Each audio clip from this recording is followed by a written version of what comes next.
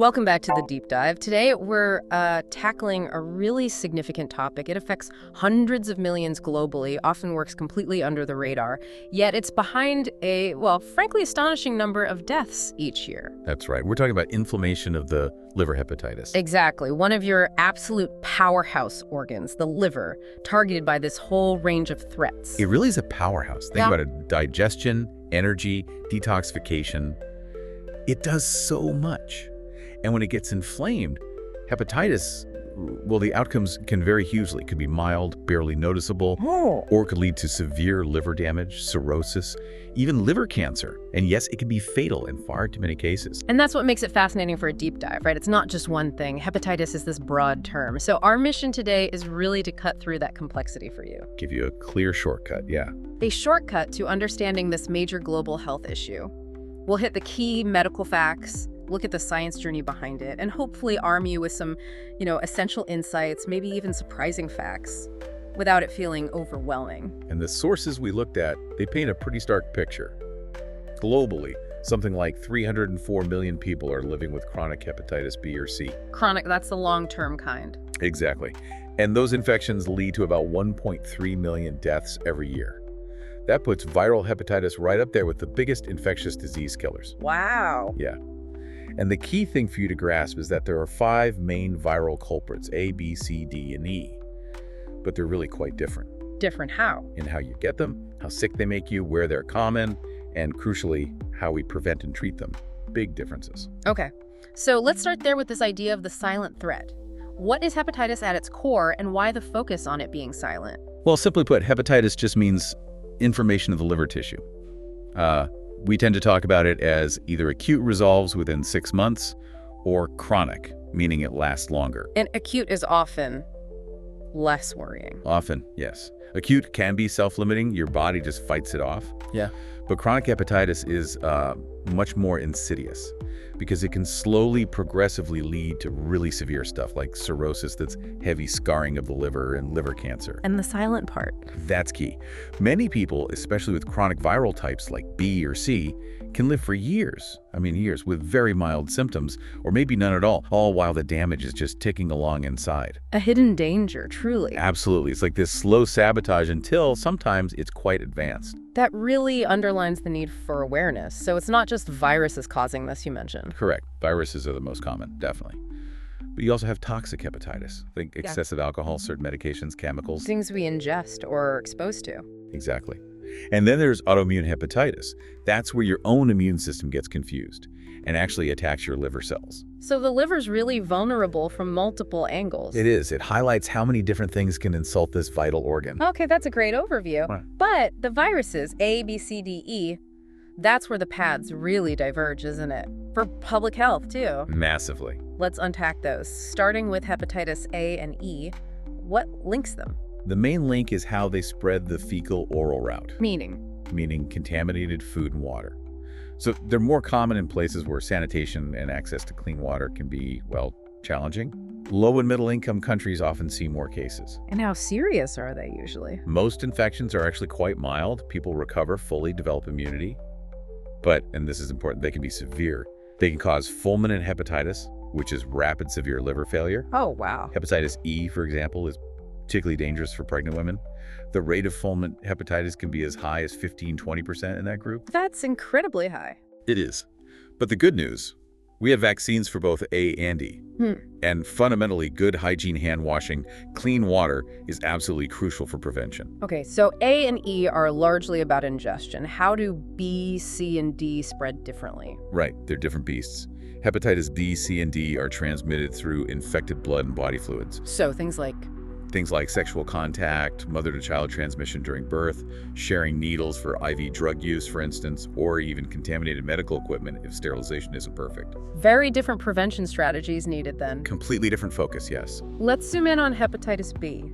I saw in the sources, evidence suggests humans have dealt with this for, over 7,000 years? Yeah, finding HBV DNA in ancient remains. It's staggering. It truly is an ancient adversary. And today, still a major issue. Oh, absolutely. Chronic hepatitis B affects hundreds of millions worldwide. It's a leading cause, often alongside Hep C, of cirrhosis, liver cancer, and deaths related to viral hepatitis. But there's a major tool against it, right? The vaccine. A huge tool. A safe, highly effective vaccine exists. Getting it at birth is especially critical to stop mother-to-child transmission. That's a major driver of new chronic cases. And this vaccine, it does something pretty amazing, doesn't it, regarding cancer? It really does. This was actually the first human cancer-preventing vaccine. How so? Because chronic hepatitis B infection is a direct cause of liver cancer. So by preventing the infection, the vaccine prevents the cancer. It was a total game changer. That's incredible. It reframes what we think vaccines can do. Absolutely. Before that, it was mostly about preventing acute illness. This showed we could prevent a long-term killer cancer by targeting the virus, a fundamental shift. And for people already living with chronic Hep B, is there treatment? Yes, there is. We have antiviral agents. They don't usually cure it, but they can control the virus, slow down the progression to cirrhosis, reduce the risk of liver cancer, and really improve long-term survival. Treatment often needs to be long-term, sometimes indefinitely. Okay. Now, hepatitis C, a different story, I gather. No vaccine for this one. Correct. Unfortunately, no vaccine for Hep C. So prevention is all about avoiding blood exposure, safe injections, screening blood donations thoroughly, things like that. But treatment-wise, there's been a revolution. A massive one. Yeah. This is one of the big medical success stories of recent decades. We now have modern antiviral medicines called direct-acting antivirals, or DAA. They can cure more than 95% of people with hepatitis C cure.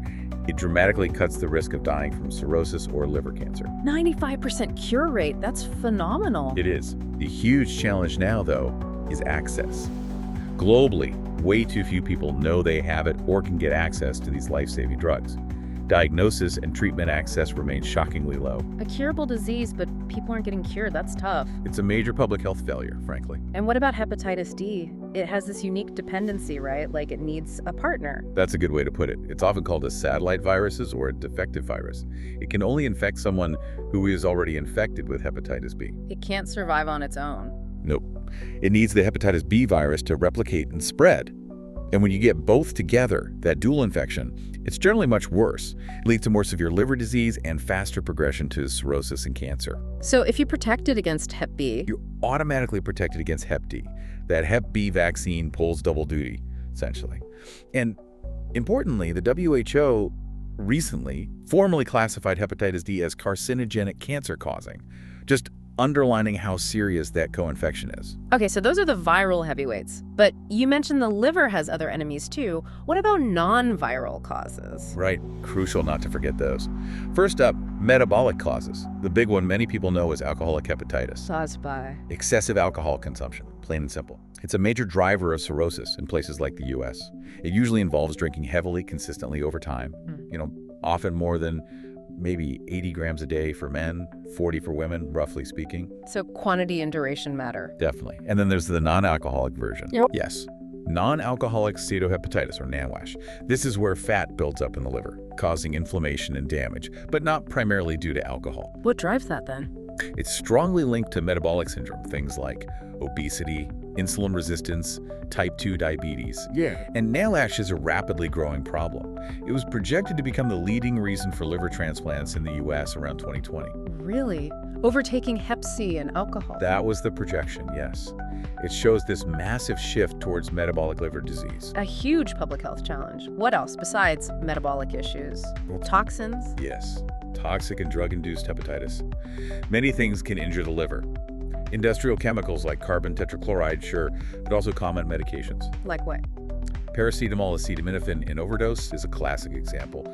Certain antibiotics, anti-inflammatory drugs, and something that often surprises people, even some herbal remedies and dietary supplements can cause liver inflammation. So natural doesn't always mean safe for the liver. Absolutely not. It's vital you discuss everything you take, including supplements, with your doctor. Good point. And then there's the body attacking itself. Exactly. Autoimmune hepatitis. Right. The immune system mistakenly targets liver cells.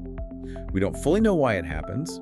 It tends to affect younger women more often and can occur alongside other autoimmune conditions. And there are genetic causes too. Yes, less common, but important. Conditions like alpha-1 antitrypsin deficiency, hemochromatosis, that's iron overload, or Wilson's disease, which is copper overload, these can all lead to liver inflammation and damage. It's quite a list, even other infections. Briefly, yes. Certain parasites, like Trypanosoma cruzi or Echinococcus, and even some bacteria like E. coli or Salmonella can sometimes cause liver inflammation or abscesses. And finally, there's ischemic hepatitis, meaning lack of blood flow. If the liver doesn't get enough oxygenated blood, often due to shock or severe heart failure, it can get inflamed. That usually gets better if you treat the underlying cause. Okay, so many potential causes, and this silent reputation. How do we actually spot trouble? What symptoms should people listening be aware of? Yeah, the symptoms can be really deceptive. In an acute infection, you might get those sort of non-specific flu-like feelings. Fever, malaise, just feeling unwell, maybe loss of appetite, diarrhea, nausea, some belly discomfort. Things you might brush off. Exactly. More specific signs are dark urine and jaundice, that yellowing of the skin and eyes. That usually gets people's attention. But the chronic forms are trickier. Much trickier. Early on, many people with chronic hepatitis feel nothing. They're asymptomatic while the damage progresses silently. Later, as liver function declines, symptoms might emerge. Like what? Things like persistent fatigue, poor appetite, maybe joint pain, more noticeable jaundice. And if it gets really advanced, you can see confusion or disorientation, this hepatic encephalopathy, toxins affecting the brain. Itchy skin is common too, and light-colored stools. So if symptoms can be late or vague, catching it early through diagnosis and screening sounds absolutely vital. Paramount, especially for chronic B and C. How do doctors figure it out? It usually starts with a good medical history, asking about risk factors and a physical exam. But the real workhorses are blood tests. What do they look for? They check liver enzyme levels, signs of inflammation. They look for viral markers like antigens or antibodies. And they can even detect the virus's genetic material, its DNA or RNA. What about scans? Ultrasound, CT? Imaging like ultrasound, CT, or MRI can be helpful. They can show things like fatty liver or the scarring of cirrhosis. But, and this is important, they don't directly show the inflammation itself or the early stages of fibrosis very well. So how do you definitively check for inflammation or scarring? The gold standard for assessing the degree of inflammation and fibrosis or scarring is still a liver biopsy, taking a tiny sample of liver tissue to look at under the microscope. Right. So for the average person, understanding when to get screened seems key. Who really needs to think about testing? Absolutely. Screening is crucial for finding those silent infections early. Groups like the CDC and WHO have clear recommendations. Who's included? It includes people born in countries where Hep B is common, anyone who is HIV positive, people who inject drugs. Very importantly, all pregnant women should be screened for hepatitis B. And for hepatitis C, in the US, there's a strong recommendation for all adults born between 1945 and 1965 to get tested at least once, plus ongoing screening for those with risk factors. So the actionable point for listeners is, be aware of your potential risk factors. Don't hesitate to talk to your doctor about whether screening is right for you. Early detection can literally save your liver and your life. Okay, powerful message. Given the stakes, what strategies do we have for prevention and treatment? What's in the toolkit? Prevention first. Vaccination is a huge win for hepatitis A and B. And remember, the Hep B vaccine also protects against D. But still no vaccine for C or E generally. Not for C. There is a vaccine for E available in some parts of the world, like China, but not widely available, say, in the US or Europe yet. So beyond vaccines, it's about behavior. Good hygiene hand washing, clean water for A and E. For B and C, it's safe blood practices, not sharing needles or personal items like razors, safe sex practices. And for the metabolic side, avoiding excessive alcohol is obviously key. And are there bigger picture efforts? Yes, globally, there's a big push. The WHO has a strategy aiming for drastic reductions in new infections and deaths. By 2030, like 90% fewer new infections and 65% fewer deaths. It's ambitious, focusing on vaccination, prevention, testing, and crucially, treatment access. Okay, so if prevention fails or wasn't possible, what about treatment? Is it straightforward? Not really one size fits all. It really depends on the type of hepatitis and how severe it is.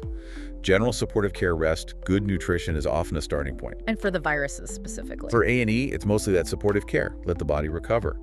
Very rarely in those fulminant cases, liver transplant might be needed urgently.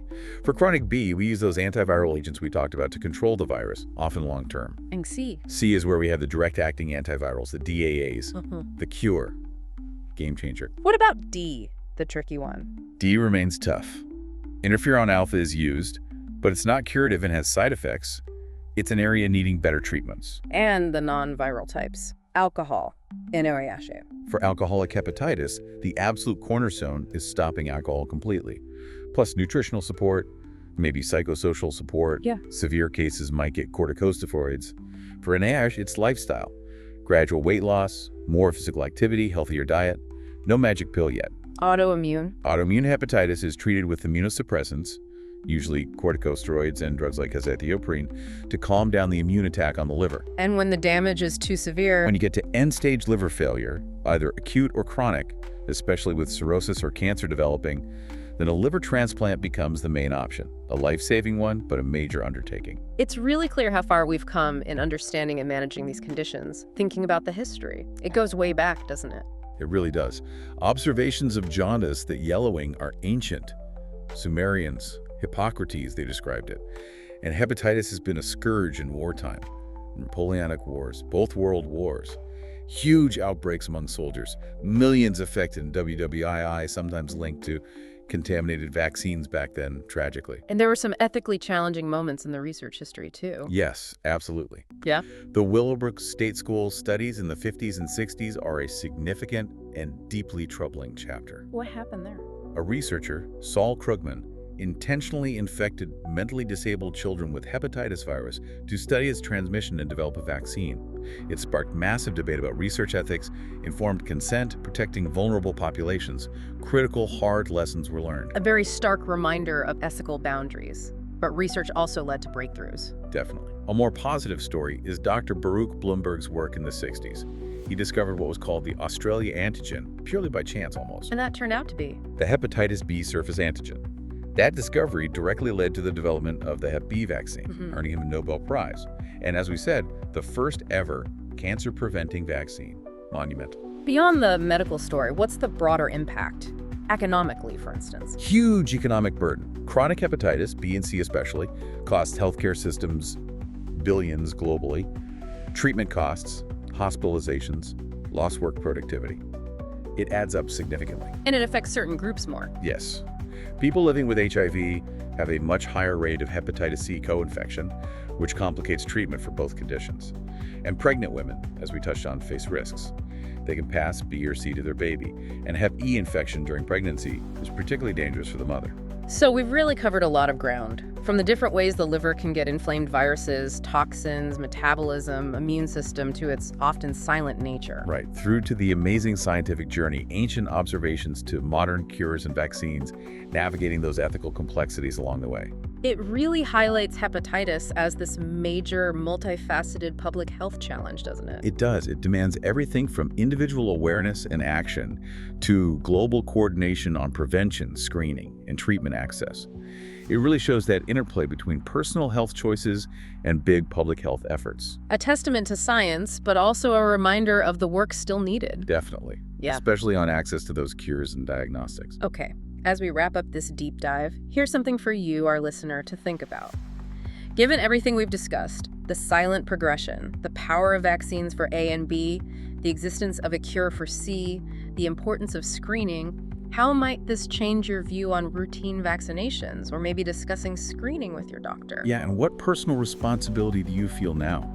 Not just for your own liver health through lifestyle choices, but perhaps in supporting awareness or advocating for better access globally. How do we build that healthier global community together? Something to mull over. The deep dive continues in your mind.